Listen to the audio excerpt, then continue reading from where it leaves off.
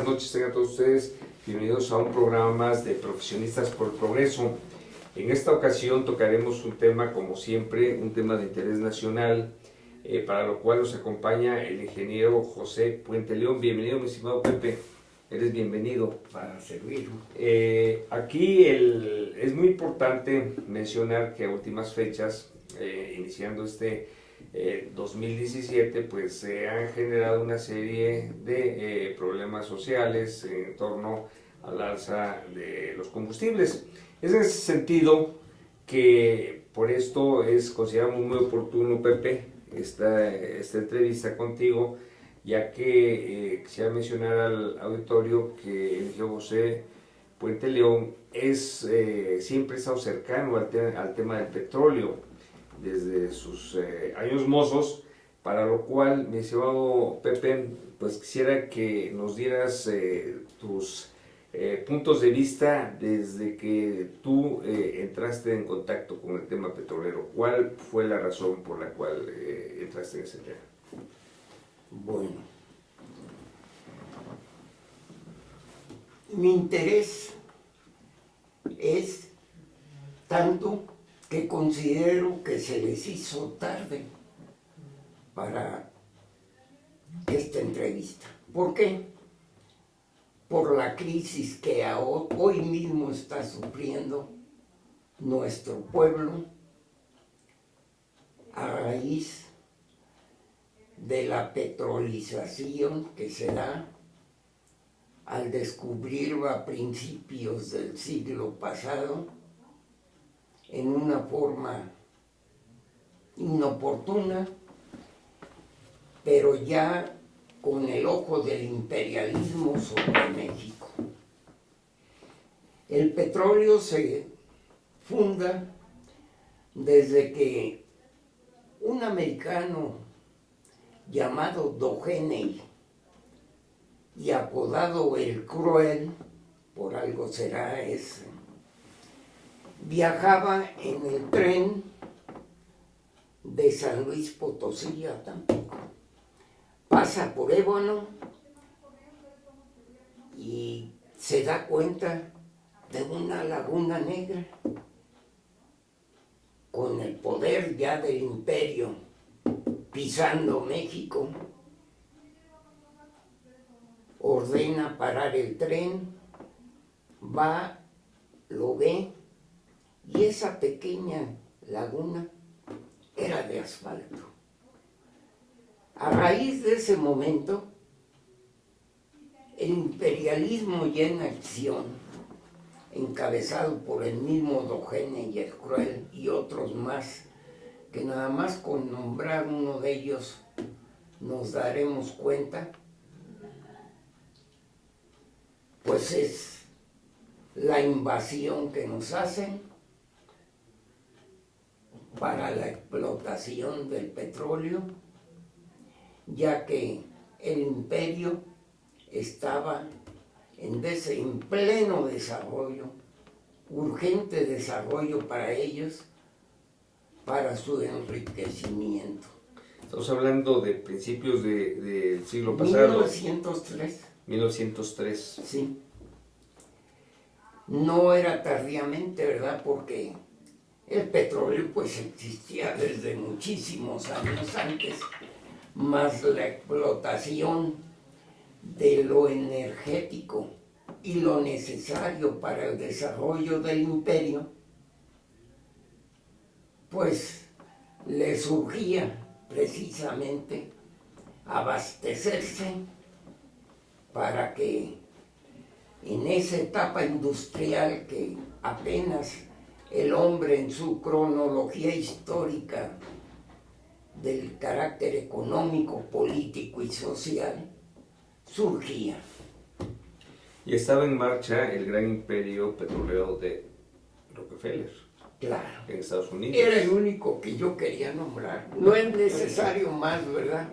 Gracias a Rockefeller y todos sus ancestres, desde los actuales que viven, comenzando con el Nelson Rockefeller, viene el saqueo de nuestros recursos naturales.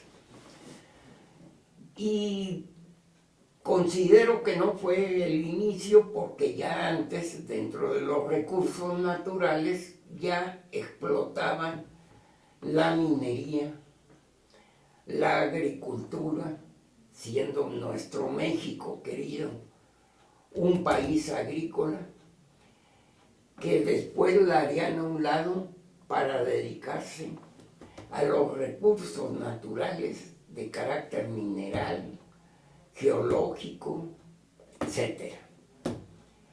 Eso es lo que los lleva a desarrollar su riqueza, a engrandecerla al grado tal de dominar el mundo y fabricar lo que siempre ha hecho el imperio en todos los pueblos del mundo, fabricar la pobreza, que en base a la pobreza se da la explotación del trabajo y que en base a todo ello, su desarrollo que ya tenían con la industrialización al salir del feudalismo y recurrir en invasión masiva de esos países nórdicos, europeos, casi todos, llegar a América, que estaba totalmente en un atraso y que para desgracia nuestra, con la invasión que habíamos tenido desde los años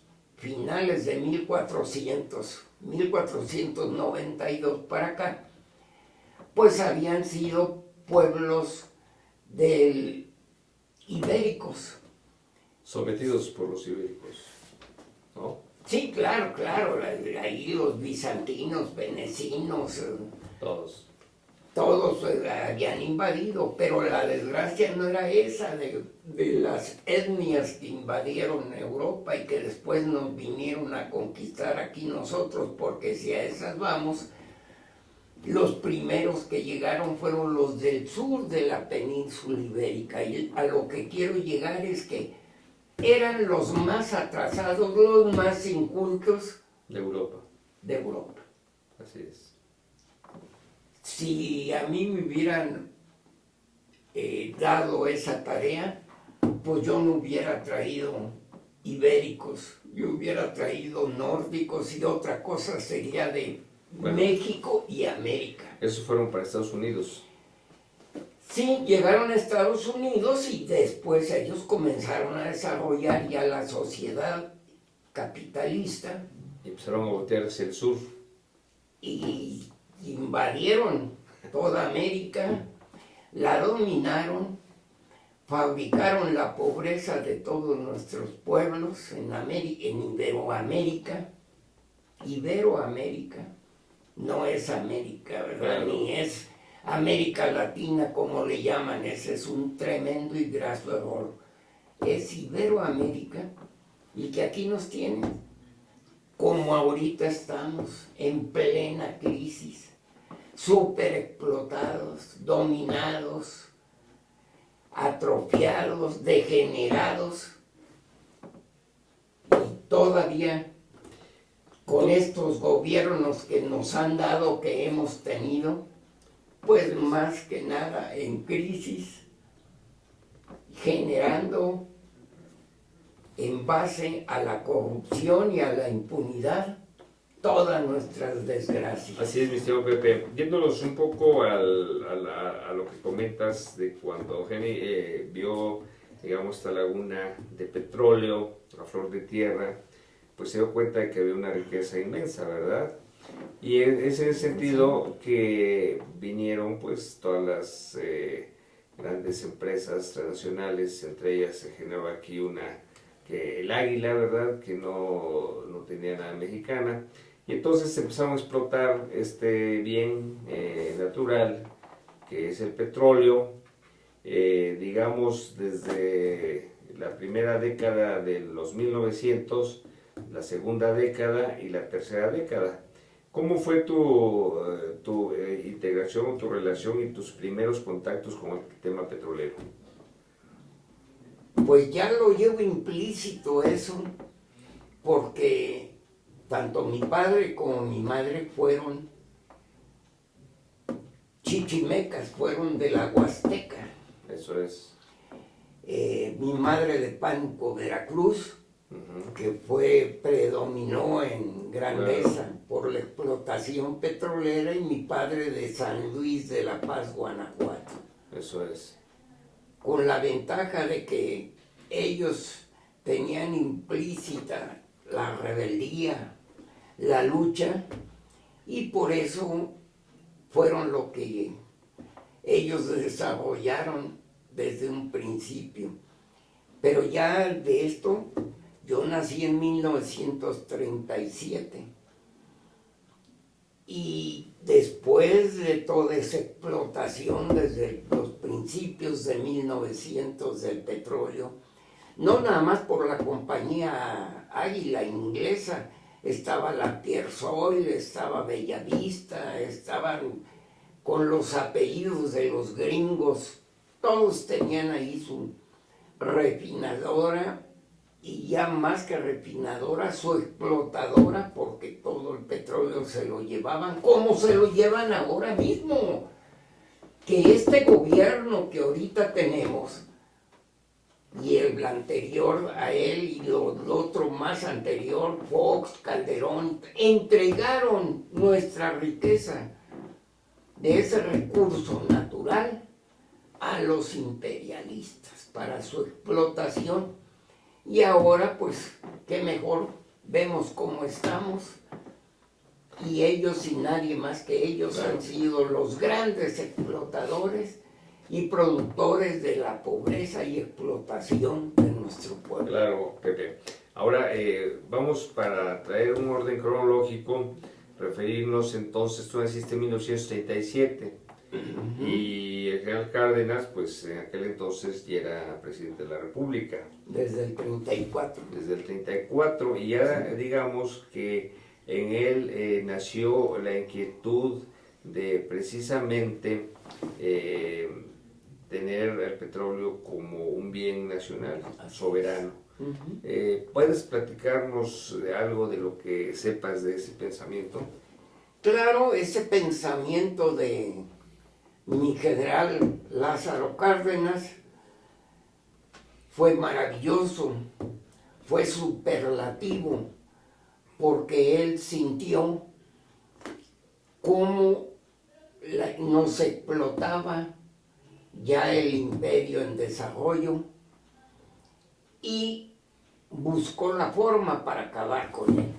Por fortuna, la geopolítica mundial le favoreció con la Segunda Guerra Mundial. Mi general, sin participar, lo orillan y lo obligan a introducir a México en esa lucha absurda que fue la Segunda Guerra Mundial, y el general se defiende, pues ya estaba la lucha de los imperios, principalmente el alemán, inglés y americano, por el control de toda esa explotación del recurso natural y de la mano de obra súper explotada. Entonces, el general Cárdenas, con la visión tanto de él como de sus colaboradores y sus sindicatos, comienza a desarrollar el respeto a una soberanía nacional pisoteada por los imperialistas. ¿Y cómo? Pues creando y desarrollando los sindicatos que defendían al pueblo de México, a los trabajadores mexicanos. Entonces, con ello, el apoyo de ellos, la distracción por la Segunda Guerra Mundial, la influencia y el dominio del imperial al robarnos, seguir robándonos petróleo, él encuentra el camino y le vende petróleo a Alemania, lo cual pues favoreció a la contradicción, Claro. Y en función de las leyes del desarrollo de la naturaleza, que es la lucha de contrarios, Dialéctica. y dialéctica que difícilmente entiende nuestro pueblo y difícilmente entienden todos, siempre va como chascarrillo. Le pregunto a cualquiera, le digo, oye, ya que están tan entusiasmados con la explotación del imperialismo yanqui, no sabes ni por qué existes tú. Difícilmente se dan cuenta por la lucha de contra él, su papá y su mamá. Nadie entiende eso. Entonces, el general Cárdenas, superlativamente, insisto, hace la expropiación y decreta la expropiación el 18 de marzo de 1938. Junto al general Francisco J. Mújica, acuerda, y en camino de Cuautla, aquí, creo que es kilómetro 84, detiene su automóvil, venían los dos de alguna misión, y le dice, voy a expropiar el petróleo. Muy bien. Nos quedamos en ese punto, mi estimado José Puente Navar. Hacemos un corte y regresamos con este interesante momento histórico. Muy bien, perfecto.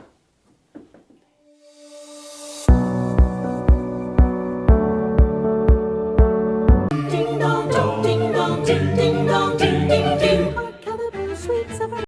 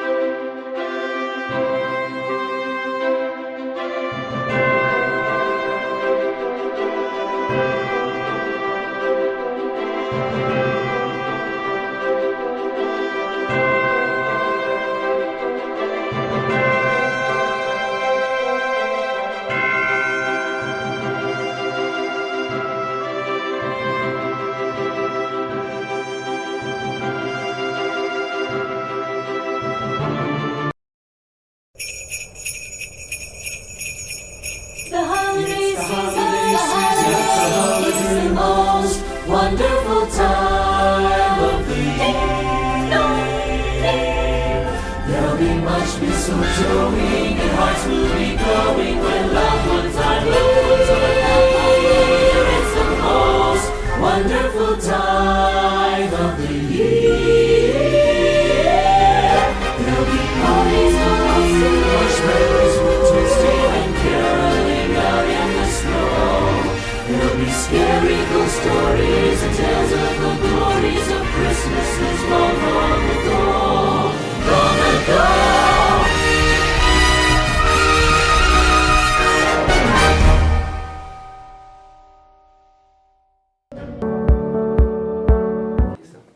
Muy bien, mi estimado ingeniero José Puente León. Pues nos quedamos en que en el momento histórico en el cual viene el general Lázaro Cárdenas del Río y el general Francisco J. Mujica, de un viaje, Así es. y en el transcurso de Cuernavaca a la Ciudad de México, en ese momento le anuncia la decisión el general Cárdenas al general Mujica 11 y de pico de la noche. 11 y pico de la noche de elaborar la expropiación petrolera. Así es. ¿Qué sigue después de ese histórico momento, mi estimado Pepe? Pues le dice, decreto la expropiación del petróleo. Claro, el general Mujica, todo un señorón, igual que el general Cárdenas, si él hubiera continuado en el poder, Otra cosa el sería- imperio no se lo permitió. ¿Creen que fue error de mi general Cárdenas? Y no, de ninguna manera. Los dos los conocí, los dos me cargaron, estando yo pues pequeño, porque yo nací el 28 de abril de 1937 y la expropiación se da el 18 de marzo de 1938. Y para mejor demostración me encuentro con un telegrama, Aquí tenemos una copia, mira. copia que Este me telegrama- llenó de satisfacción mucha. Este telegrama es histórico. ¿Nos puedes referir qué es lo que dice el telegrama, mi estimado Pepe? Pues este telegrama lo encontró un hermano mío, Carlos Augusto Puente, Sí. que vive en Guadalajara, Jalisco, y me dice, mira Pepe, esto, qué barbaridad, yo nunca me lo imaginé, porque no tenía forma yo de decir lo implícito que llevo Petróleos Mexicanos, su sindicato, en mi cardenismo,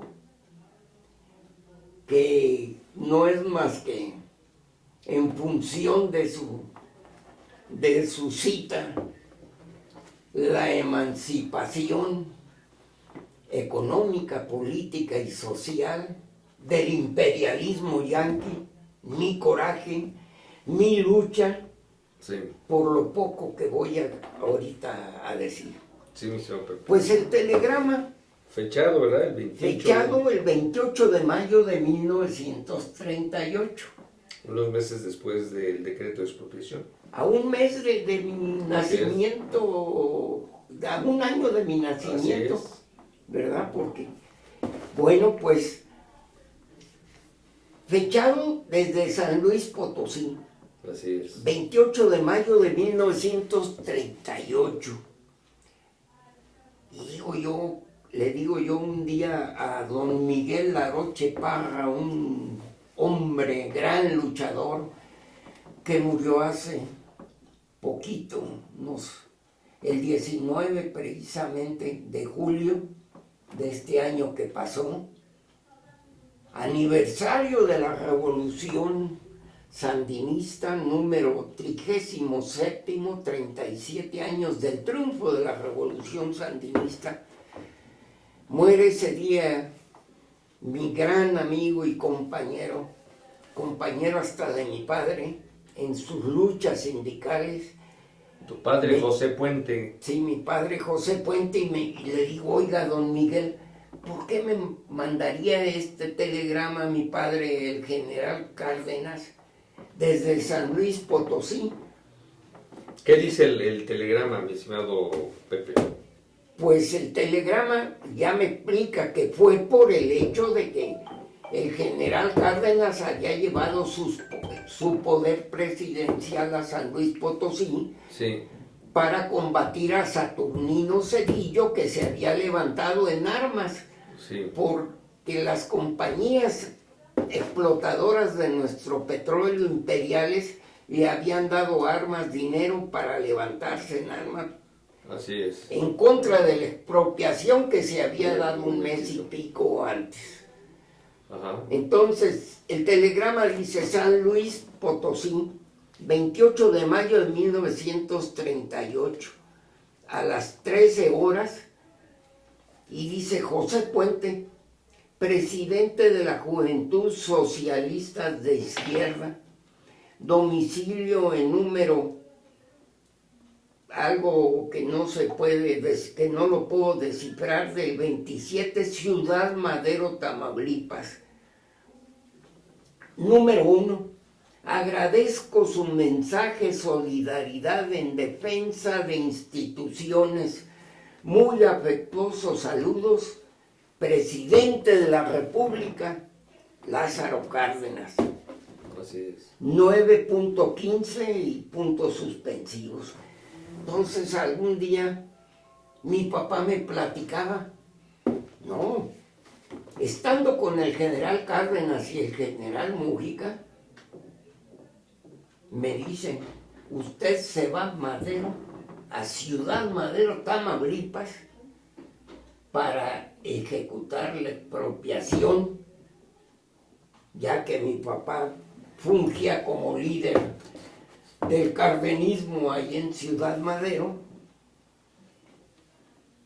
y se dedica a hacer lo que le indicamos, que era sacar a todos los extranjeros, sí, y tomar la refinería. Así es. El que quiera quedarse de los extranjeros, bienvenido estará. Pero los que no, salen del país. Los corren. ¿Para qué te digo? Los saca a patadas, les pone cadenas a las puertas y me va a controlar bien la entrada y salida para que no vaya a haber alguna irrupción de la refinería, que por fortuna no sucedió. Eso es. El nacionalismo de México, de los mexicanos y de la industria petrolera permitió ejecutar esa expropiación para bien de México, que para desgracia nuestra, este gobierno, violando la Constitución en sus artículos 27 y 28, la ley del petróleo desaparece. Muy bien, mi señor. Entonces, estamos ahorita históricamente en el 28 de mayo de 1938 y posteriormente tu señor padre, José Puente, el segundo apellido. Cruz, José de mi Puente padre Cruz. De tu padre, don José Puente Cruz, hizo de alguna manera real y a realidad y en los hechos la expropiación de manera física y operativa. Así fue. Muy bien. Exactamente. ¿Qué sucedió? ¿Qué le siguió a ese hecho? Pues me acuerdo que mi papá me platicaba que le dieron la orden de que al sacar a los extranjeros, pues él mismo analizara allí y viera a quién nombrar como jefe, desde el superintendente de la refinería. Para que tomaran el mando. Exactamente. Y siguiera la producción. Jefaturas de planta. Sí. Y lo administrativo, Lo técnico. todo lo técnico, personal. lo operativo, Sí. porque no debía de parar la operación No. de la refinería, Obviamente. y así fue. Qué bueno. Por Fue un fortuna. éxito. Fue un éxito. Totalmente. Trabajadores, los más expertos, los que más conocían, hicieron que siguiera funcionando la refinería a la perfección, al grado tal que se fue desarrollando después la industria petrolera con todo y los gobiernos corruptos que desde la época de Alemán, de Miguel Alemán Valdés, A la fecha. Ruiz Cortines, Díaz Ordaz, López Mateos y toda la demás playa de nefastos presidentes que hemos tenido. Sí. Ahora, mi estimado Pepe, en ese momento que tuvieron la oferta a los extranjeros de quedarse, ¿se quedaron algunos extranjeros trabajando? Muchos. Sí. Ciudad Madero todavía existen muchos apellidos ingleses, escoceses, belgas, porque tenían esos países refinerías ahí en la zona. Claro. Existen todavía muchos descendientes de esos personas que se unieron al patriotismo mexicano con los trabajadores, porque comenzó la represión después del general Cárdenas, y surge como presidente Ávila Camacho, que es el que viene a calmar, mientras el general Cárdenas lo nombra en la Secretaría de Guerra de México, ¿verdad? Y así termina la Segunda Guerra Mundial, vienen ya los años 45 y en el 46 se encarama el primer presidente civilista, que fue nefasto, porque la entrega al imperio fue al grado tal que reconoció la deuda de Pemex, que era en pesos, la reconoció en dólares. Esa fue la primera traición. Y para eso, claro, acabó con el sindicalismo del grupo que encabezaba mi padre, José Puente Cruz. ¿Cómo lo acabó? Mandó el ejército en diciembre 16 de 1946, si mal no recuerdo, aparece en prensa del Universal y Excelsior, a ocupar la refinería, por un lado. Después ocupar el sindicato petrolero, que era la sección número 1, que estaba en 1 de Mayo, y Álvaro Obregón. ¿De qué presidente estamos hablando? De Miguel Alemán Valdés. Okay. Y mi casa, que era una casa pequeña de madera en medio de una manzana, en el corazón de una manzana céntrica ahí en Ciudad Madero, la destruyen con hachas y la queman. Okay. Yo de 9 años, ver cómo destruían un pequeño escritorio en el cual ya mi curiosidad de investigador y todo, tenía yo allí, pues desde piedras, minerales y apuntes y demás, todo lo destruyeron con hachas y lo quemaron. Todavía hay gente en Ciudad Madero que debe recordarlo, esa lucha de mi padre. ¿Qué año estamos hablando? ¿Qué fechas? 1945, mi papá secretario general de la sección número 1 y dirigente. Y a partir de allí, ya el priismo que acababa de surgir con el general Cárdenas, ya en el poder, comienza su labor de cepa y entrega al imperio como estamos ahora. Entonces, digamos que históricamente Miguel Alemán Valdés quiso dar marcha atrás a la expropiación. Claro, y la dio. La dio porque inmediatamente el imperio pues comenzó a penetrar las compañías de ellos. Halliburton, por ejemplo, desde entonces está. La Shell, que no se llamaba Shell. No sé, las 7 hermanas, ¿no? Pues sí, Exxon. y ahí surgieron las 7 hermanas porque todas comenzaron a llevarse nuestra riqueza en recursos naturales que va desde el petróleo, los minerales y demás. Así es. Ahora, mi estimado Pepe Puente, entonces estamos hablando de 1946, la posguerra, donde empieza a repartirse el mundo los grandes vencedores, ¿no es así? Así es, así es. Entonces ahí empieza la doctrina Monroe de América para los americanos. Claro, claro que sí. Y lo empezaron a hacer efectivo. Sí. Muy bien, mi señor Pepe. Ahora, después de eso, tú ya tenías 9, 10 años, ya eras... ya entendías más o menos la realidad, ¿verdad? Bastante bien. Tu percepción histórica en ese momento fue entonces que se estaba dando marcha atrás a una acción nacionalista para de alguna manera volver a permitir la explotación, refinación y todo de los extranjeros. Claro, claro, la sufría, la vivía. Tuve la fortuna que mi padre siempre me platicaba todo. Desde los 4 o 5 años me platicaba todo, me explicaba. Él en su teoría revolucionaria pues estudió a la perfección lo que es la teoría revolucionaria en base al marxismo.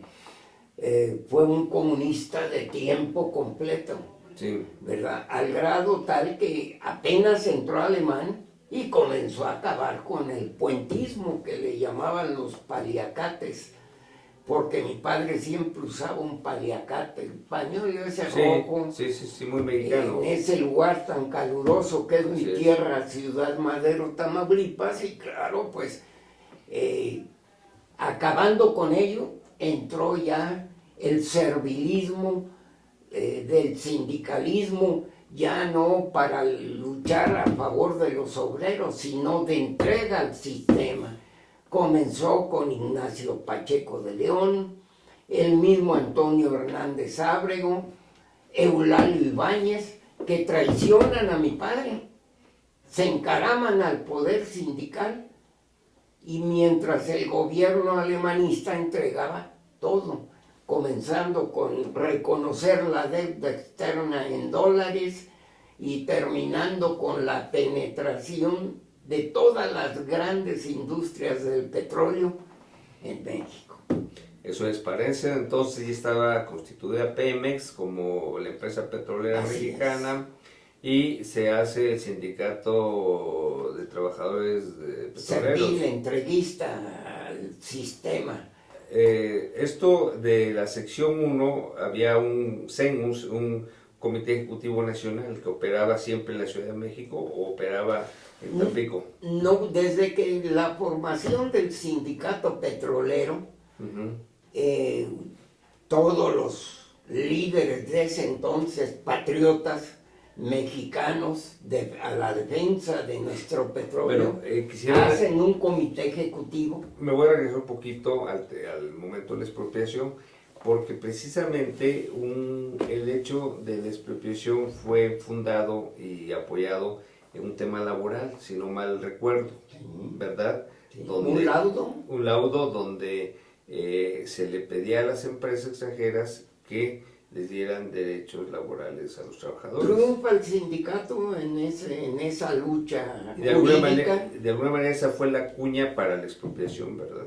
Pues sí, claro. Muy bien, perfecto. Estamos a otro corte, mi estimado Pepe Puente, y regresamos en el último tercio, aquí es como los toros, el último tercio de este programa, hablando de lo que tan intensamente me estás platicando. Utilizaré la puntilla para ello. Perfecto, mi estimado. Como en los toros. Así es, Pepe.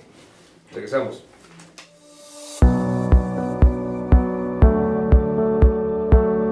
Ding dong dong, ding dong, ding ding dong, ding ding ding. Hot caliber, sweet severance.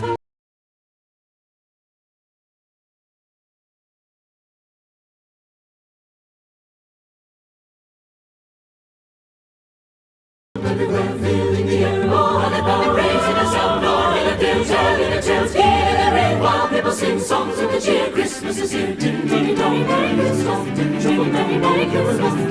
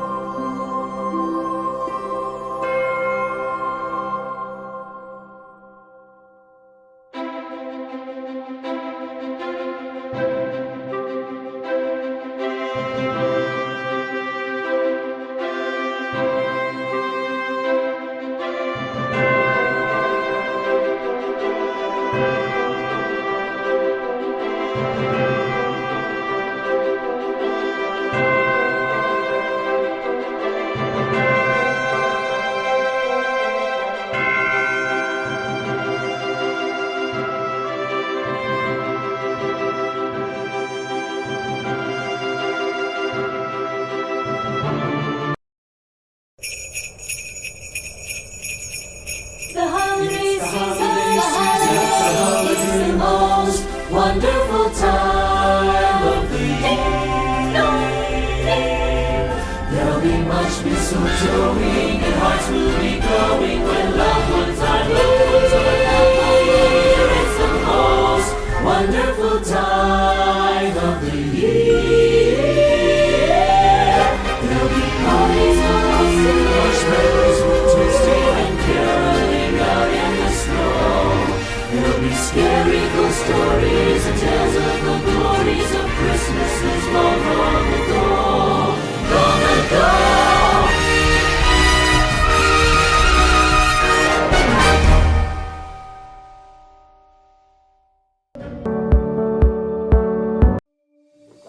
Pues es el venerable. Ahí está ya la... Sí, ya. Muy bien, pues mi estimado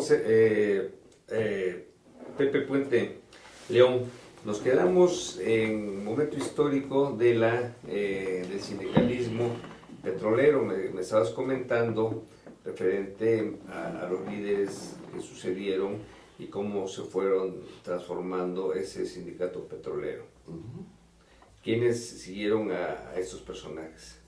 Bueno, precisamente con la caída del grupo puentista, surge Ignacio Pacheco de León, Antonio Hernández Ábrego, y el primer diputado petrolero es un muchacho que mi padre lo beca y por parte de la sección número 1, viene a estudiar leyes acá a México, un joven que deslumbró al sindicalismo petrolero. Entonces, Alemán, nada tonto, en primer lugar, no reconoce el triunfo priista de Pompeyo Pérez Burgos en el municipio de Ciudad Madero. Y se da una junta municipal de carácter militar que encabeza un general José María Rodríguez en el municipio de Madero. Para controlar. Para controlar.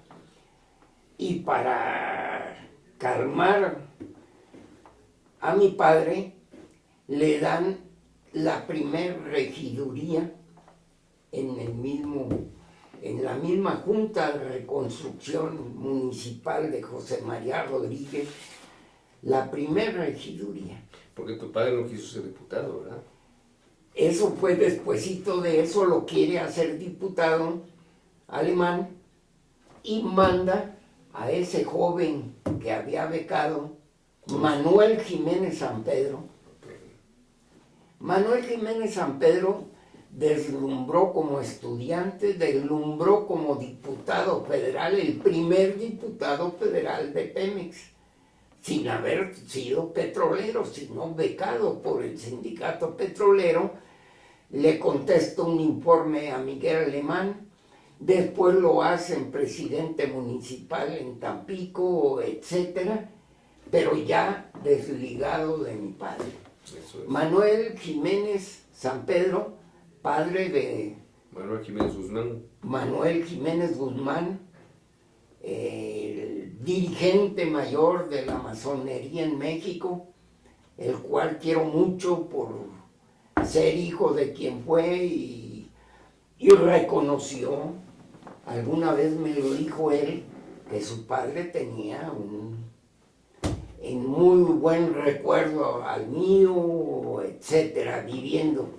Mi padre muere muy joven, de 63 años, en 1977, pero antes tuve la suerte de encontrarme aquí en alguna reunión, o no me acuerdo en dónde, y saber de Manuel Jiménez Guzmán, paisano mío, también maderense,